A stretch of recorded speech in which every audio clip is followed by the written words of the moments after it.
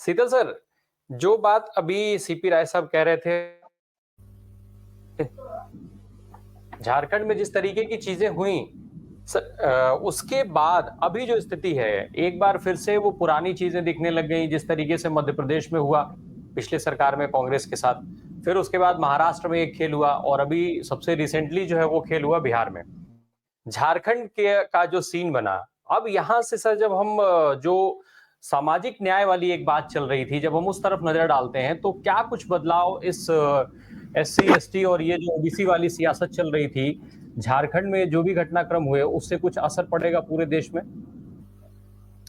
देखिए, इन सब घटनाओं का असर पड़ सकता है, लेकिन इस असर को लाने के लिए जो किया जाना चाहिए, वो काम करने के लिए जो मशीन आज के दौर में जरूरी हो गई है, उतना इंडिया गठबंधन के पास वो संसाधन दिखते नहीं है। ये स्वीकार करना होगा, ये सच है। एक तो ये है कि सारा मीडिया जो नोएडा में बैठा हुआ है, जो करोड़ों लोगों को शाम को ड्राइंग रूम में खबर देने के नाम पे विचार दे रहा है, वो वर्षों से एक तरफा एक काम कर रहा है। वो सरकार की ओर से विपक्ष पे हमला करने का काम कर रहा है। वो खबर नहीं देता, सिर्फ प्रचार करता है और प्रचार में भी दुष्प्रचार करता है। दूसरे, सोशल मीडिया पर चूंकि बहुत सारे हाथ आप खरीद सकते हैं जो आपके खिलाफ या किसी के खिलाफ टाइप कर रहे हो और ऐसी चीजों की बाढ़ ला दें जो चीजें नकारात्मक हैं लेकिन किसी को नुकसान कर सकती हैं, जो किसी व्यक्तित्व को पप्पू साबित कर दें और किसी को डिबॉच साबित कर दें इत्यादि। तो ये इन चीजों में अभी इंडिया के पास एक वीकनेस है, और चूंकि ये सब चीजें संसाधनों से चलती हैं, संसाधनों के मामले में एक मुकदमा सुप्रीम कोर्ट में लंबित है। हालांकि वर्तमान सुप्रीम कोर्ट ने बार बार ये साबित किया है कि उसमें इस सरकार के खिलाफ कोई फैसला देने की हिम्मत नहीं है, फिर भी हमें आशा है कि इस मामले पर उनका फैसला आ जाए। दुर्भाग्यपूर्ण है कि बॉन्ड वाले मामले पर पिछले 4 महीने से चीफ जस्टिस ऑफ इंडिया की कोर्ट फैसले को रिजर्व करके बैठी है और अभी तक वो फैसला नहीं आया है। मुझे लगता है कि वो पहले 2024 के चुनाव का फैसला देखना चाहते हैं जनता का, उसके बाद उनका फैसला उसके बारे में आएगा उन परिस्थितियों को देख के। ये बहुत दुर्भाग्यपूर्ण स्थिति है, लेकिन वस्तुस्थिति यही है। और इसके चलते क्या हो रहा है कि 8-8, 9-9 गवर्नरों के खिलाफ सुप्रीम कोर्ट में वहां की राज्य सरकारें पड़ी हुई हैं, विभिन्न मामलों में उनके द्वारा किए गए गैर संवैधानिक कार्यों के मामलों में, जिसमें सुप्रीम कोर्ट भी पा रहा है कि वो बिल्कुल असंवैधानिक रोल कर रहे हैं।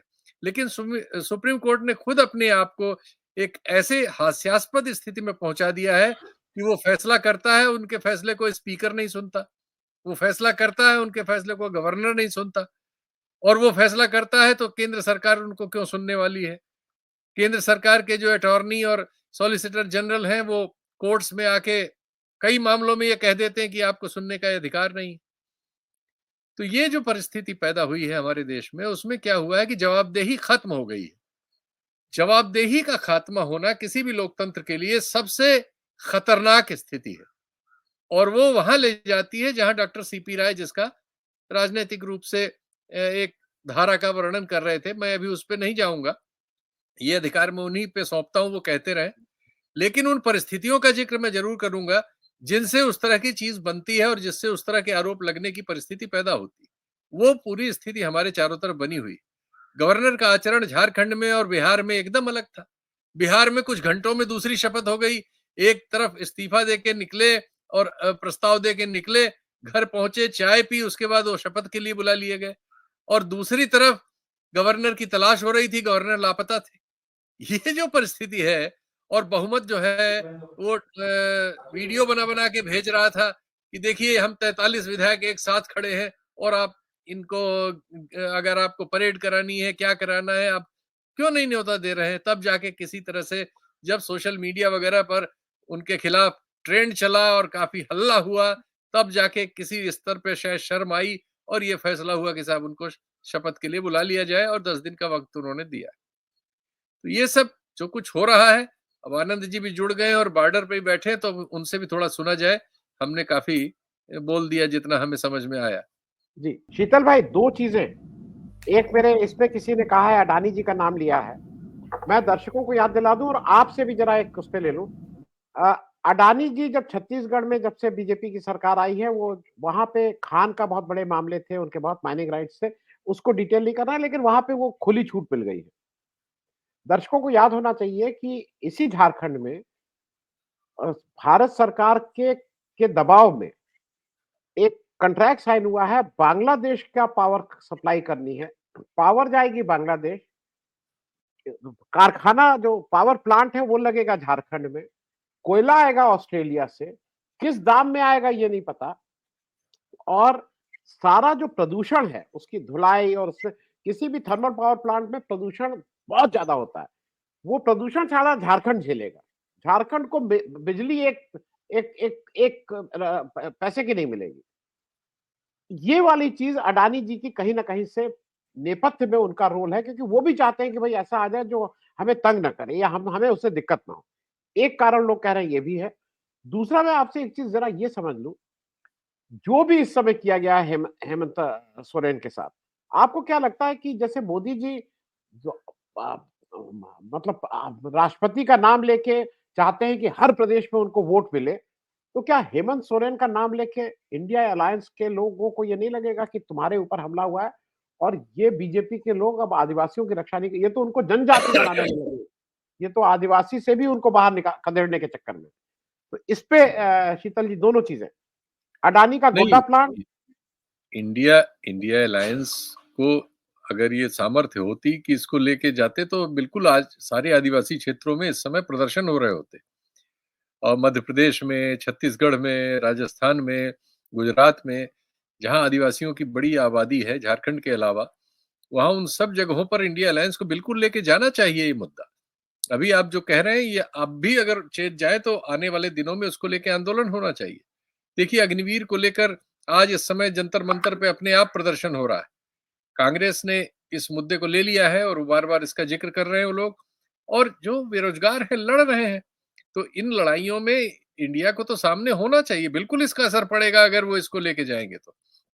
और वो जिस पावर प्लांट की आप बात कर रहे हैं वो सही है, उसके बारे में सारी रिपोर्ट्स हमारे देश में नहीं आई, बाहर से होके आई, और उसमें उन्होंने साबित किया कि कैसे हमारे प्रधानमंत्री के हस्तक्षेप से वो करार हुआ था। बाकायदा उन्होंने कराया इसको बांग्लादेश से। बांग्लादेश में इसको लेके बहुत विवाद हो गया था, फिर उसको सबसाइड किया गया। उसकी प्राइसेस को लेके 2 बार पुनर्गठन हुआ है वहाँ कमेटियों का, क्योंकि वो प्राइसेस बहुत एक्स्ट्रा मतलब एग्जॉर्बिटेंट थी। अभी बांग्लादेश में भी उसको लेके कंट्रोवर्सी विद्यमान है, और ये शर्मनाक है कि भारत भूमि का इस्तेमाल सिर्फ प्रदूषण पैदा करने के लिए उनके नागरिकों के लिए किया जाए, और उसके सारे लाभ एक प्राइवेट उद्योगपति की जेब में जाए, जो यहाँ से बहुत सारा पैसा साइफन करके अपने भाई की कंपनियों में डलवाता है और वहां से इन्वेस्टमेंट के नाम पे भारत मंगाता है। लेकिन हमारे लिए तो दुर्भाग्यपूर्ण यह है कि सुप्रीम कोर्ट ने उसको कंबल डालने के लिए एकदम दूसरी तरफ डाइवर्ट कर दिया और बाद में दूसरा डिसीजन दे दिया। हमारी कोर्ट्स ने जब अपने घुटने जब से टेके हैं, और घुटने क्या टेके, अपराध में अपने को शरीक कर लिया है, तब से इस देश का सत्यानाश होना बहुत बड़े हद तक शुरू हो चुका है। अब इनकी जमानत का ही मामला है, जैसा बिल्कुल आपने ठीक कहा कि ये फाइनेंशियल मैटर है, कोई क्रिमिनल मैटर नहीं है। इनमें आपको किसी को जेल में रखने की जिद क्यों होनी चाहिए? इनके इनके निकलने से बाहर छुरेबाजी की घटना होने वाली है कि किसी के बम फटने वाला है कि क्या है, लेकिन कोर्ट्स कमाल है भाई। पहली बात तो सुप्रीम कोर्ट तक कोई पहुंच नहीं सकता, अगर कोई पहुंच गया वो भी आदिवासी तबके से आया हुआ है, पहला अकेला मुख्यमंत्री है आदिवासी तबके का, आपको उसको सीरियसनेस लेनी चाहिए। आप कह रहे नहीं, नहीं दुत्कार रहे हैं, पहले आपने सुनवाई क्यों की? सुनवाई की फिर कहा हाई कोर्ट चले जाइए। अरे ये तो आप पहले ही कह देते कि हम नहीं सुनेंगे, पहले हाई कोर्ट जाइए। और हाई कोर्ट्स की हालत जो बना रखी है कमाल ही है। जब सुप्रीम कोर्ट की हालत है तो हाई कोर्ट्स की क्या हालत होगी? खैर ये तो अनफॉर्चुनेट है, और इनके बारे में बहुत कुछ कहना भी बहुत मुश्किल काम है, लेकिन निकल जाती है बात कई बार। तो जो परिस्थिति है वो बहुत ही शर्मनाक और भयावह है। अब देखिए आज यात्रा पहुंची है झारखंड, समाज इसको कैसे लेता है और कैसे रिएक्ट करता है। चूंकि अभी आपने जो सैंपल बताया वो सैंपल तो ज्ञानवापी मस्जिद में अपनी मुक्ति ढूंढ रहा है, चला रहा है गाड़ी। तो ये जो परिस्थिति है ना, चूंकि सूचना पर इस तरह का नियंत्रण है कि सोशल मीडिया पर मान लीजिए इंडिया के पक्ष में या इस देश में तानाशाही के खिलाफ लिखने बोलने वाले 10,000 लोग हैं, तो 1 लाख खरीदे हुए लोग उनको डाउन करने के लिए आपका जो प्रोग्राम अभी चल रहा होगा, नीचे जो कमेंट्स आ रहे होंगे वो ट्रोल अटेंड कर रहे होंगे।